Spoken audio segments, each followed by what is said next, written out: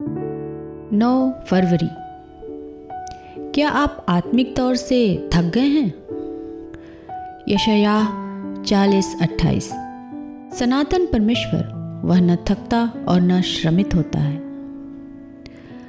थकान का अर्थ है कि हमारी जीवनदायक शक्तियाँ पूरी तरह से खत्म और खर्च हो चुकी हैं।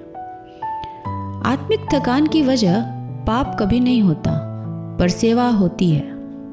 आपको थकान का एहसास होता है या नहीं, यह इस बात पर निर्भर होगा कि आपकी पूर्ति कहाँ से हो रही है। यीशु ने पतरस से कहा, मेरी भेड़ों को चरा, लेकिन उन्हें खिलाने के लिए उसने कुछ नहीं दिया।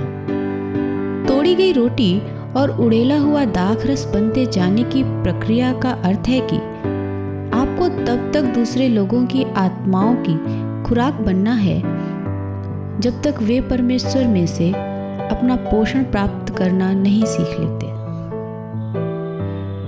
यह जरूरी है कि वे आपको पूरी तरह खाली कर दें, आखिरी बूंद तक, लेकिन ध्यान देकर खुद को फिर से भर लें, वरना आप जल्दी ही पूरी तरह से निढाल हो जाएंगे। जब तक कि दूसरे लोग सीधे ही प्रभु यीशु के जीवन में से पाना नहीं सीख लेते, तब तक वे उसके जीवन को आप में से निकालते रहेंगे।